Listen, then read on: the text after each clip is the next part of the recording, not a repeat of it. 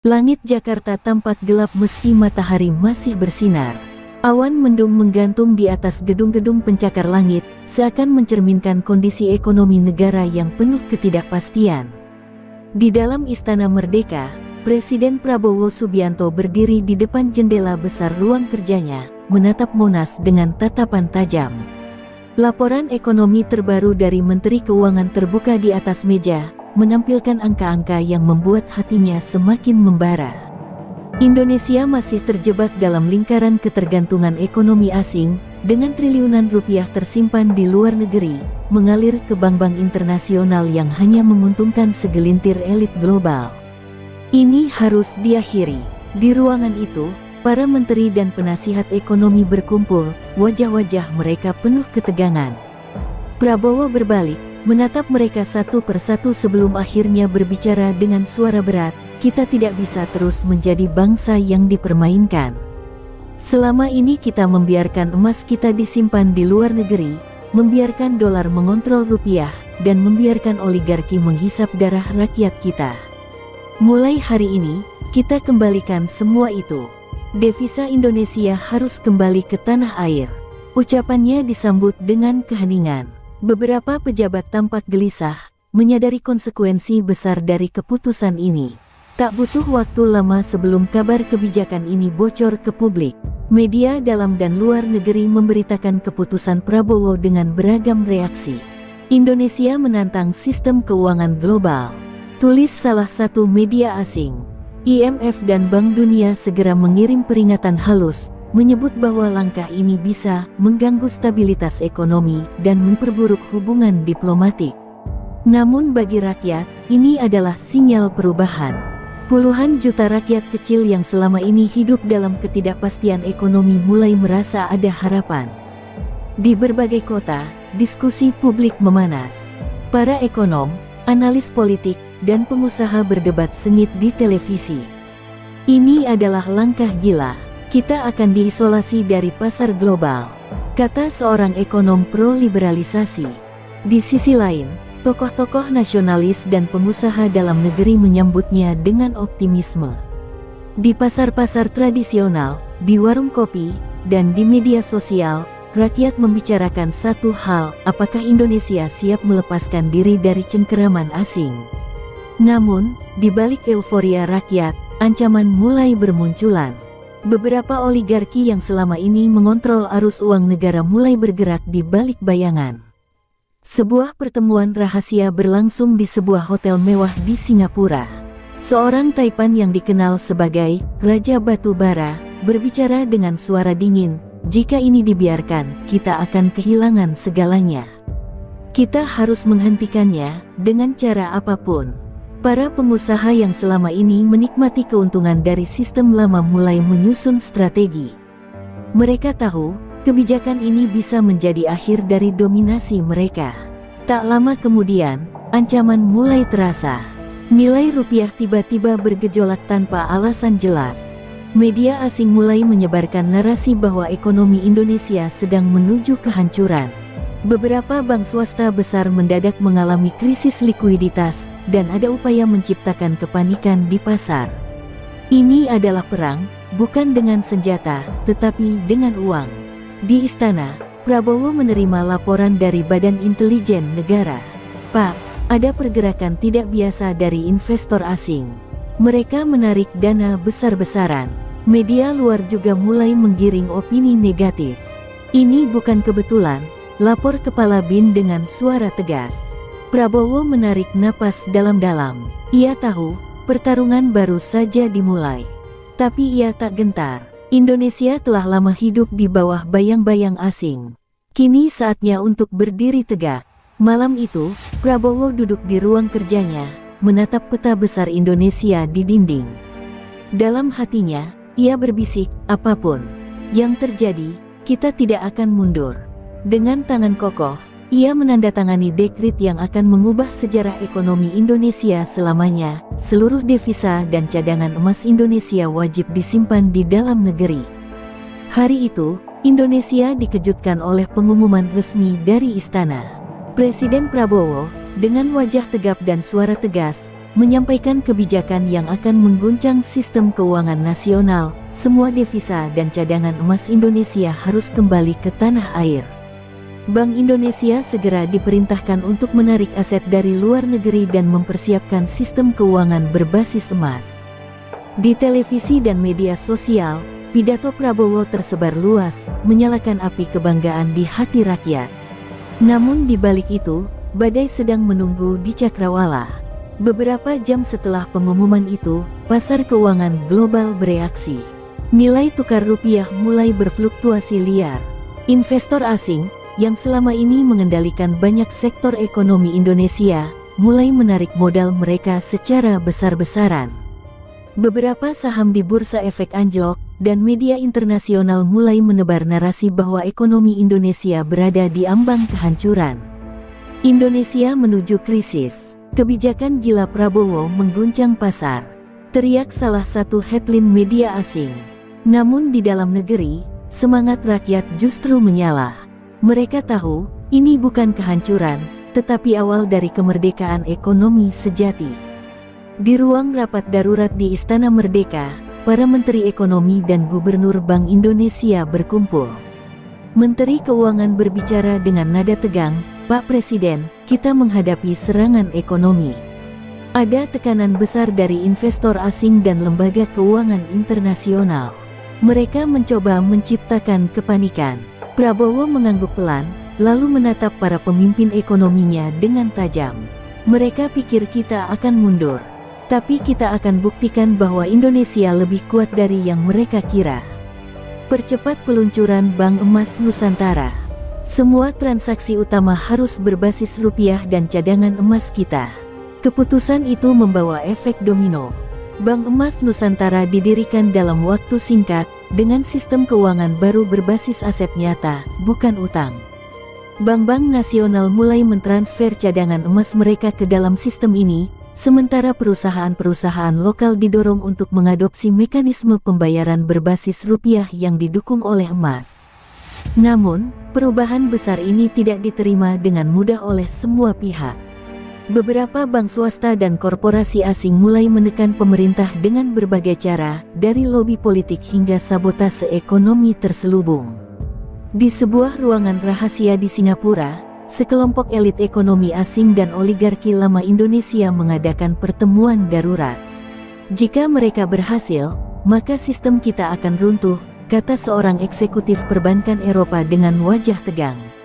Seorang taipan Indonesia yang selama ini mengendalikan perdagangan komoditas tersenyum sinis. "Tenang saja, biarkan pasar yang menghukum mereka. Kita buat mereka panik, kita buat mereka kehabisan waktu." Mereka menyusun strategi untuk menggoyang kepercayaan rakyat terhadap sistem baru ini. Keesokan harinya, media internasional mulai menggiring opini negatif lebih kuat. Beberapa analis ekonomi independen diwawancarai, menyebut bahwa sistem baru ini adalah eksperimen yang berisiko. Di dalam negeri, perbankan swasta yang pro status quo mulai memperlambat transaksi, menciptakan ilusi bahwa sistem baru ini bermasalah. Bahkan, beberapa perusahaan besar secara diam-diam mengalihkan dana mereka ke luar negeri. Ini adalah perang ekonomi. Namun Prabowo dan timnya tak tinggal diam. Mereka menggerakkan jaringan intelijen ekonomi dan membongkar permainan kotor yang sedang terjadi. Kepala BIN melaporkan bahwa ada upaya sistematis untuk menyabotase sistem keuangan baru. Dengan cepat, pemerintah mengeluarkan dekret darurat, pengalihan dana besar ke luar negeri akan diawasi ketat, dan sanksi berat menanti siapapun yang mencoba melemahkan ekonomi nasional. Malam itu, Jakarta terasa lebih panas dari biasanya. Prabowo duduk di ruangannya, membaca laporan demi laporan tentang dampak kebijakan ini. Di luar sana, rakyat menunggu dengan harap-harap cemas. Apakah Indonesia akan bertahan? Ataukah ini akan menjadi pertarungan yang lebih besar dari yang dibayangkan? Dengan mata yang tetap tajam, ia berbisik pada dirinya sendiri, "Mereka boleh menyerang dengan uang, tapi kita punya sesuatu yang lebih kuat, tekad untuk merdeka." Langit Jakarta tampak kelabu ketika berita tentang kebijakan ekonomi Indonesia mengguncang dunia. Di Washington, para pejabat tinggi IMF dan Bank Dunia mengadakan pertemuan darurat. Jika ini berhasil, bukan hanya Indonesia yang lepas dari kendali kita. Negara-negara lain akan mengikuti, ujar seorang eksekutif keuangan dengan nada khawatir. Sejak keputusan Prabowo mengembalikan seluruh devisa dan emas ke dalam negeri, kekuatan ekonomi global merasa terancam. Mereka telah lama mengendalikan negara-negara berkembang dengan sistem utang dan dolar sebagai alat dominasi. Kini Indonesia berani menantang tatanan dunia. Di dalam negeri, tekanan semakin terasa. Bank-bank swasta yang selama ini menikmati keuntungan dari sistem lama mulai mengalami kepanikan. Beberapa perusahaan asing mendadak menghentikan investasi, mencoba menggoyang stabilitas ekonomi. Media asing terus menyebarkan berita bahwa Indonesia akan mengalami hiperinflasi, bahwa rupiah akan runtuh tanpa dukungan dolar, bahwa negara ini akan jatuh dalam krisis yang lebih dalam. Namun Prabowo tetap teguh. Ia tahu ini adalah pertarungan antara kedaulatan dan ketergantungan. Di tengah kekacauan, rakyat justru semakin bersatu. Gerakan "Dukung Rupiah" mulai bermunculan di media sosial. Para pedagang kecil, petani, nelayan, hingga pengusaha lokal mulai mengadopsi sistem ekonomi berbasis rupiah dan emas. Mereka tidak lagi percaya pada ancaman asing. Seorang penjual di pasar Tanah Abang bahkan berkata dalam wawancara televisi, "Dulu kami takut harga naik kalau dolar naik. Sekarang kami pakai rupiah sendiri. Kami yang tentukan nilai hidup kami." Namun, serangan ekonomi bukan satu-satunya tantangan. Sebuah laporan intelijen mengejutkan istana. Ada ancaman nyata terhadap Bank Emas Nusantara. BIN menemukan bahwa sekelompok agen asing sedang berusaha menyusup ke dalam sistem keuangan Indonesia. Tujuan mereka jelas, menghancurkan kepercayaan publik terhadap kebijakan baru ini. Mereka meretas jaringan komunikasi bank, menyebarkan informasi palsu bahwa sistem ini tidak stabil. Dalam hitungan jam, antrian panjang mulai terlihat di beberapa bank. Masyarakat yang masih terpengaruh propaganda asing mulai menarik uang mereka secara besar-besaran. Ini adalah upaya menciptakan kepanikan massal. Prabowo segera mengambil tindakan. Dengan wajah tegas, ia muncul di televisi nasional, berbicara langsung kepada rakyatnya. "Jangan takut, ini adalah permainan mereka untuk menjatuhkan kita. Mereka ingin kita panik, mereka ingin kita percaya bahwa tanpa mereka kita tidak bisa bertahan. Tapi kita adalah bangsa yang besar. Kita tidak butuh mereka untuk berdiri tegak." Ucapannya menggema di seluruh negeri. Di media sosial, tagar-tagar "Kami Percaya Prabowo" mulai trending. Rakyat yang sebelumnya ragu kembali tenang, dan upaya sabotase ekonomi pun mulai gagal. Namun, musuh tidak akan menyerah dengan mudah. Amerika, Eropa, dan sekutu mereka mulai menekan Indonesia dengan sanksi ekonomi. Beberapa negara membekukan transaksi perdagangan, mencoba membuat Indonesia terisolasi dari pasar global. "Mereka pikir kita akan menyerah jika mereka menutup pintu," ujar Menteri Perdagangan dalam rapat darurat. Prabowo tersenyum tipis. Mereka lupa bahwa Indonesia memiliki sesuatu yang tak ternilai, sumber daya yang melimpah dan rakyat yang siap berjuang. Sebagai respons, Indonesia mulai mengalihkan perdagangan ke negara-negara sahabat yang juga ingin keluar dari dominasi Barat. Rusia, China, dan beberapa negara Timur Tengah menawarkan kerja sama baru. Sistem perdagangan berbasis emas mulai diterapkan di antara negara-negara yang setuju untuk lepas dari dolar. Sebuah aliansi baru mulai terbentuk. Barat semakin panik. Jika Indonesia berhasil, maka dunia akan melihat bahwa ada jalan lain selain sistem keuangan yang mereka ciptakan. Malam itu, Prabowo kembali duduk di ruang kerjanya, menatap peta Indonesia. Ia tahu pertempuran ini belum selesai. Musuh masih akan mencoba berbagai cara untuk menjatuhkan Indonesia. Tapi satu hal yang pasti, ia dan rakyatnya sudah melangkah terlalu jauh untuk mundur. Kini, tidak ada jalan kembali. Indonesia harus menang. Di tengah gempuran sanksi ekonomi dari negara-negara Barat, Indonesia tidak menunjukkan tanda-tanda menyerah. Justru sebaliknya, dari Sabang hingga Merauke, sebuah gerakan baru mulai lahir, revolusi ekonomi Nusantara. Para pengusaha nasional, petani, nelayan, dan buruh pabrik bersatu dalam semangat kemandirian. Mereka sadar bahwa musuh ingin melihat Indonesia jatuh, tapi kali ini, bangsa ini tidak akan tunduk. Mereka akan membuktikan bahwa Indonesia bisa berdiri di atas kaki sendiri. Presiden Prabowo tak membuang waktu. Dalam sebuah rapat darurat di Istana, ia menginstruksikan akselerasi pembangunan industri strategis nasional. Kita tak lagi bisa bergantung pada impor. Kita harus produksi sendiri. Mobil kita, mesin kita, senjata kita, bahkan bahan pangan kita harus kita kuasai sepenuhnya, ucapnya dengan suara tegas. Beberapa menteri tampak ragu, tapi Prabowo hanya menatap mereka dengan tajam. Kita pernah punya industri pesawat sendiri, industri baja, dan teknologi militer yang kuat. Kini saatnya kita bangkit kembali. Kebijakan itu memicu gelombang besar di dunia usaha. Pabrik-pabrik baru mulai dibangun. Perusahaan otomotif nasional menggandakan produksinya, sementara industri pesawat dan kapal perang kembali dihidupkan dengan investasi penuh dari pemerintah. Sektor pertanian dan perikanan juga direvolusi. Program modernisasi alat pertanian dan pembukaan lahan baru dilakukan secara besar-besaran. Dalam waktu singkat, Indonesia mulai mengurangi ketergantungan impor dan mengubah dirinya menjadi negara industri mandiri. Namun, Barat tidak tinggal diam. Mereka sadar bahwa jika Indonesia sukses, maka negara-negara berkembang lainnya akan mengikuti jejaknya. Mereka mulai melakukan sabotase secara terselubung.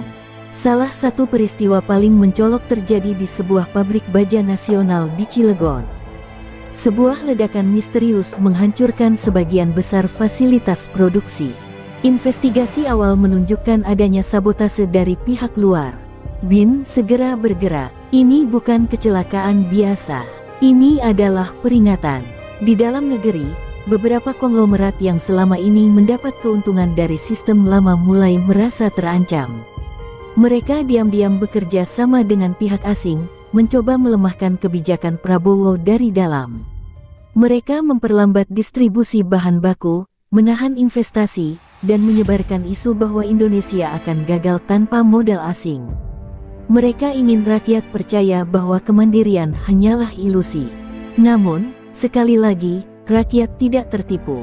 Para petani, buruh, dan pengusaha lokal terus bergerak maju. Pasar-pasar mulai dipenuhi produk buatan dalam negeri. Industri lokal berkembang pesat, dan lapangan kerja tercipta di berbagai sektor. Sebuah kebangkitan nyata sedang terjadi. Ketika salah satu pabrik mobil nasional berhasil mengekspor produk ke negara sahabat, rakyat Indonesia bersorak. Kita bisa tanpa mereka, teriak seorang pekerja pabrik dengan bangga. Di tengah kegembiraan ini, Prabowo tahu bahwa tantangan belum berakhir. Di dunia internasional, tekanan semakin besar. Amerika dan Eropa mencoba memblokir akses Indonesia ke teknologi dan bahan baku esensial.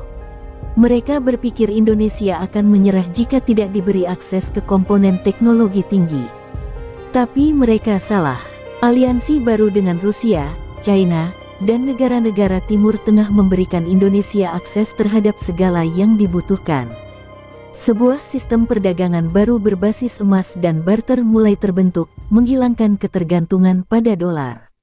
Malam itu, Prabowo kembali berdiri di depan jendela ruang kerjanya, menatap Jakarta yang mulai bersinar dengan lampu-lampu dari pabrik-pabrik baru yang beroperasi siang dan malam. Indonesia telah memilih jalannya. Tidak ada lagi ketergantungan. Tidak ada lagi ketakutan. Revolusi ini telah dimulai, dan tidak ada yang bisa menghentikannya. Di lantai bursa Wall Street, layar-layar elektronik menampilkan grafik yang bergerak liar. Para investor panik, nilai dolar mulai melemah terhadap rupiah. Ini adalah skenario yang tak pernah mereka bayangkan. Negara yang selama ini dianggap bergantung pada sistem keuangan global kini justru berhasil membangun sistem baru. Bank Emas Nusantara mulai menunjukkan tajinya. Negara-negara sahabat seperti Rusia, China, dan beberapa negara Timur Tengah mulai menggunakan rupiah dalam transaksi mereka, meninggalkan dolar yang selama ini menjadi senjata dominasi Barat. Di Gedung Putih, seorang pejabat Departemen Keuangan menatap laporan yang baru saja diterimanya. "Ini buruk," katanya dengan suara tegang. "Jika Indonesia berhasil mendorong penggunaan rupiah dan emas sebagai standar baru, dominasi dolar akan runtuh." Sejak Perang Dunia Kedua, sistem keuangan global dikendalikan oleh dolar, membuat negara-negara berkembang selalu berada di bawah tekanan. Kini Indonesia menantang aturan main itu.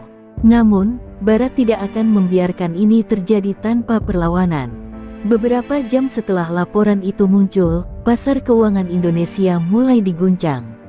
Serangan spekulatif besar-besaran terjadi.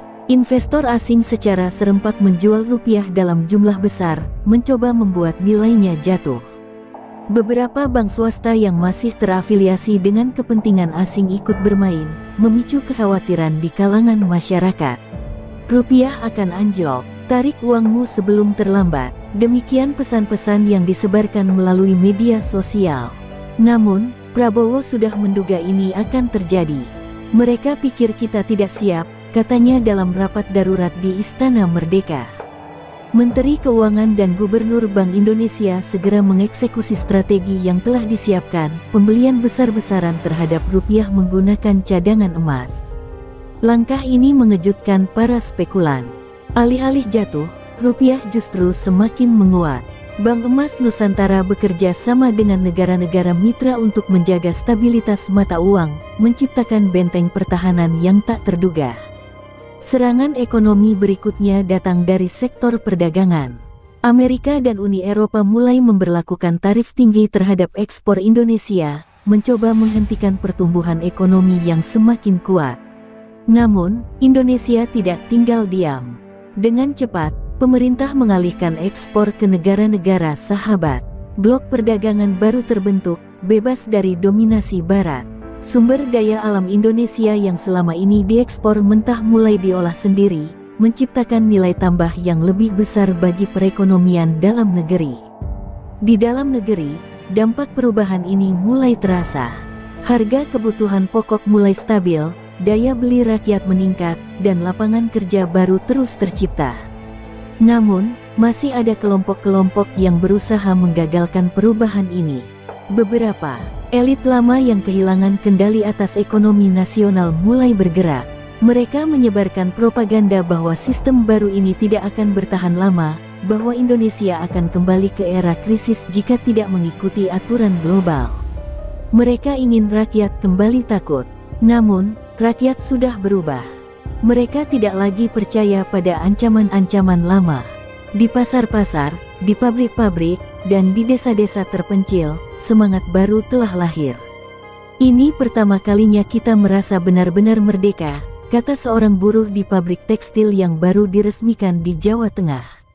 "Kita tidak lagi bergantung pada mereka. Kita bisa berdiri sendiri." Malam itu, Prabowo berdiri di balkon istana, menatap kota yang tidak pernah tidur. Di langit, cahaya lampu dari pabrik-pabrik dan pelabuhan menunjukkan bahwa Indonesia telah memasuki era baru.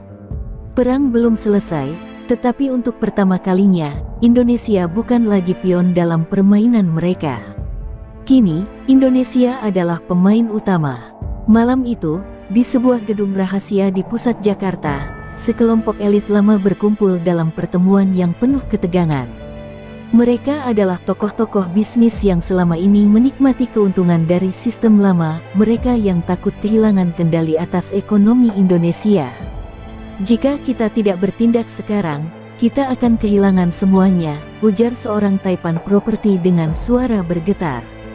Prabowo dan sistemnya sudah terlalu jauh melangkah. "Kita harus hentikan ini." Di layar proyektor, terpampang rencana yang telah mereka susun dengan hati-hati. Serangkaian aksi sabotase ekonomi, serangan siber terhadap Bank Emas Nusantara, serta kampanye propaganda untuk menanamkan ketakutan di masyarakat. Bahkan, mereka telah menjalin komunikasi dengan jaringan asing yang ingin menggagalkan kebangkitan ekonomi Indonesia. "Kita punya orang di dalam.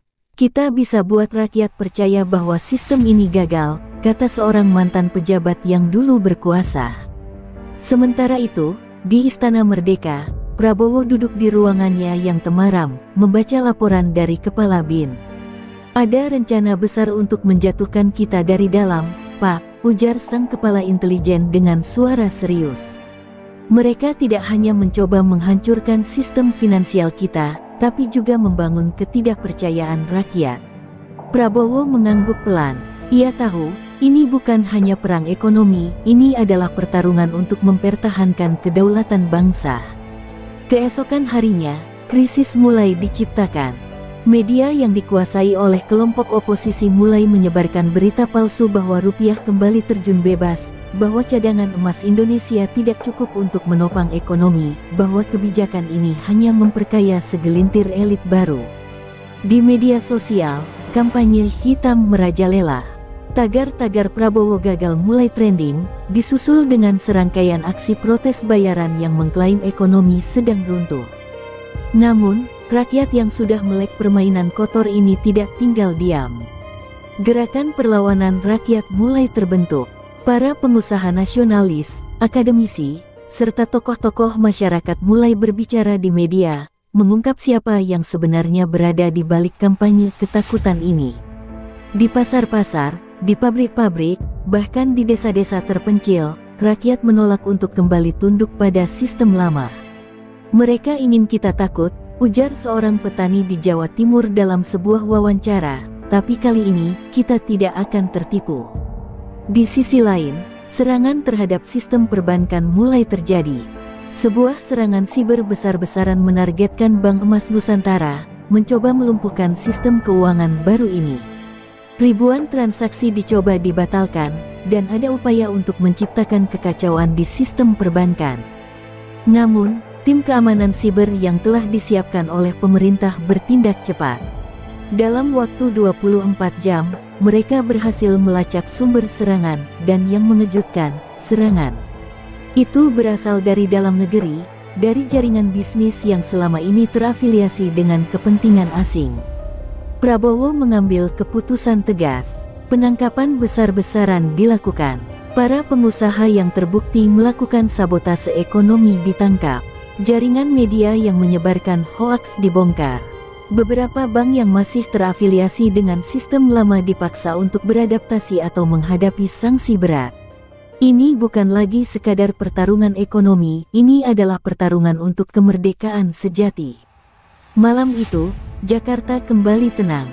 Prabowo berdiri di depan jendela kantornya, menatap langit yang dipenuhi cahaya lampu kota. Ia tahu, musuh tidak akan berhenti sampai di sini. Mereka akan terus mencari cara untuk menggulingkan perubahan ini. Tapi satu hal yang pasti, Indonesia kini lebih kuat dari sebelumnya. Dan ia bersumpah, tidak akan membiarkan bangsanya jatuh ke tangan mereka lagi. Perjuangan ini baru saja dimulai. Di ruang pertemuan rahasia di Brussels, para pemimpin negara-negara barat duduk dalam ketegangan. Seorang pejabat tinggi dari Washington berdiri di tengah ruangan, suaranya tegas namun penuh kecemasan. Indonesia telah menjadi ancaman serius terhadap sistem global kita. Jika kita tidak bertindak sekarang, negara-negara lain akan mengikuti jejak mereka. Para pemimpin Eropa mengangguk setuju. Kebangkitan ekonomi Indonesia di luar kendali Barat telah mengguncang stabilitas keuangan global. Setelah serangan spekulatif terhadap rupiah gagal dan sabotase ekonomi berhasil digagalkan, Barat mengambil langkah terakhir, sanksi penuh terhadap Indonesia. Dalam hitungan jam, Amerika Serikat, Uni Eropa, dan sekutu mereka mengeluarkan pernyataan resmi. Seluruh akses Indonesia ke sistem keuangan global diputus. Perusahaan-perusahaan Barat menarik investasi mereka, transaksi perbankan dengan luar negeri diblokir, dan ekspor barang-barang strategis ke Indonesia dihentikan. Di Jakarta, kabar ini langsung menyebar. Beberapa analis ekonomi yang masih berpihak pada sistem lama mulai menebar kepanikan. Tanpa akses ke dolar dan sistem perbankan internasional, Indonesia akan lumpuh. Seru seorang pakar dalam wawancara televisi. Namun, Prabowo tidak menunjukkan ketakutan sedikit pun. Ia telah menyiapkan langkah selanjutnya. Dalam sebuah pidato darurat yang disiarkan langsung ke seluruh negeri, Prabowo berbicara dengan nada yang tenang tapi penuh ketegasan. Mereka mengira kita akan bertekuk lutut. Mereka berpikir tanpa mereka kita tidak bisa bertahan. Mereka lupa satu hal, kita adalah bangsa yang besar, dengan sumber daya yang melimpah, dan kita telah belajar untuk berdiri di atas kaki sendiri. Di balik layar, Indonesia telah memperkuat aliansinya dengan negara-negara yang ingin keluar dari dominasi Barat. China, Rusia, Iran, dan beberapa negara di Timur Tengah menawarkan bantuan penuh. Sistem perdagangan berbasis emas dan mata uang lokal mulai diterapkan dengan lebih agresif. Indonesia tidak lagi membutuhkan dolar. Negara-negara lain mulai melihat peluang ini. Dalam hitungan minggu, beberapa negara Afrika dan Amerika Latin mulai bernegosiasi dengan Indonesia untuk bergabung dalam sistem baru ini. Namun, di balik keberanian ini, tekanan semakin besar. Beberapa perusahaan dalam negeri yang masih memiliki keterikatan dengan Barat mulai mengalami kesulitan operasional. Industri yang bergantung pada teknologi impor menghadapi tantangan berat. Musuh berharap ini akan melemahkan tekad rakyat, tapi yang terjadi justru sebaliknya. Rakyat semakin bersatu. Gerakan boikot terhadap produk-produk Barat mulai bermunculan. Kampanye tagar beli produk Nusantara menjadi viral di media sosial. Perusahaan-perusahaan lokal mulai tumbuh pesat, mengisi kekosongan yang ditinggalkan oleh perusahaan asing. Pabrik-pabrik bekerja siang dan malam, memastikan Indonesia tetap mandiri di tengah gempuran sanksi. Malam itu, Prabowo duduk di ruangannya, menatap laporan yang diberikan Menteri Keuangan. Sanksi mereka justru mempercepat transisi kita, ujar sang menteri. Prabowo tersenyum tipis. Barat telah melakukan kesalahan besar, mereka tidak menyadari bahwa dengan menekan Indonesia, mereka justru memaksa bangsa ini untuk benar-benar mandiri. Tapi ia juga tahu, musuh tidak akan berhenti sampai di sini. Mereka pasti akan mengambil langkah yang lebih berbahaya. Di sebuah pangkalan militer di Samudra Pasifik, seorang jenderal Amerika menatap peta Indonesia dengan ekspresi muram. Sanksi tidak cukup, gumamnya. Mereka tidak runtuh seperti yang kita harapkan. Justru semakin kuat. Seorang analis intelijen menimpali, mereka telah membangun sistem keuangan berbasis emas dan perdagangan dengan negara-negara lain. Jika kita membiarkan ini berlanjut, dominasi dolar akan berakhir. Di Jakarta, Prabowo duduk di ruang rapat dengan para petinggi militer dan intelijen. Laporan terbaru menunjukkan aktivitas mencurigakan di Laut Natuna Utara. Kapal-kapal asing berkeliaran di perairan Indonesia, mengklaim sebagai kapal dagang, tetapi data satelit menunjukkan pergerakan yang tidak biasa. Ada indikasi latihan militer asing yang semakin agresif di sekitar wilayah kedaulatan Indonesia. Di saat yang sama, serangan siber ke sistem perbankan dan infrastruktur kritis semakin meningkat. Jaringan listrik di beberapa daerah tiba-tiba padam tanpa sebab yang jelas, sistem komunikasi terganggu, dan beberapa situs pemerintahan diretas dengan pesan ancaman. Ini bukan kebetulan, ujar Kepala BIN. Mereka sedang mencoba melemahkan kita dari dalam sebelum melancarkan serangan yang lebih besar. Di tengah ketegangan ini, media internasional mulai memainkan narasi baru. Rezim Prabowo semakin otoriter, demikian bunyi headline di beberapa surat kabar barat. Mereka menuduh Indonesia melakukan pelanggaran hak asasi manusia, menekan oposisi, dan mengancam kebebasan pers. Tujuannya jelas, menciptakan keresahan internal dan mengundang intervensi asing. Namun, rakyat Indonesia semakin sadar akan permainan ini. Demonstrasi besar-besaran terjadi di berbagai kota, bukan untuk menentang pemerintah, tetapi untuk menolak campur tangan asing. Di jalan-jalan Jakarta, Yogyakarta, Surabaya, hingga Makassar, jutaan orang turun ke jalan membawa spanduk bertuliskan NKRI harga mati. Dan kami tidak akan dijajah lagi. Gelombang nasionalisme ini mengejutkan dunia. Indonesia tidak takut. Di ruang rapat darurat di Istana Merdeka, Prabowo mengambil keputusan berani. Kita tidak akan menunggu mereka menyerang lebih dulu, katanya tegas. Perkuat pertahanan di Natuna. Pastikan semua infrastruktur vital aman dari serangan siber. Dan yang paling penting, pastikan rakyat tetap percaya bahwa kita bisa melewati ini. Para menteri dan petinggi militer mengangguk. Mereka tahu, ini adalah momen yang menentukan. Di balik semua ini, musuh tidak tinggal diam. Sebuah rencana rahasia telah disusun. Jika ekonomi dan sanksi tidak bisa menjatuhkan Indonesia, mereka akan mencoba cara lain, cara yang lebih gelap dan berbahaya. Sebuah operasi rahasia mulai dijalankan di dalam negeri, melibatkan aktor-aktor yang selama ini bersembunyi di balik bayangan. Malam itu, Prabowo menatap langit dari balkon istana. Ia bisa merasakan badai yang akan datang. Musuh semakin putus asa, dan saat mereka putus asa, mereka bisa melakukan hal-hal yang di luar dugaan. Namun, satu hal yang pasti, Indonesia tidak akan mundur. Ini adalah ujian terakhir, dan bangsa ini siap menghadapinya. Malam itu, Jakarta tidak seperti biasanya. Udara terasa lebih berat, seolah ada sesuatu yang mengintai di kegelapan. Di sebuah rumah aman yang tersembunyi di sudut kota, seorang pria dengan jas hitam duduk di depan laptopnya, matanya menatap layar dengan intens.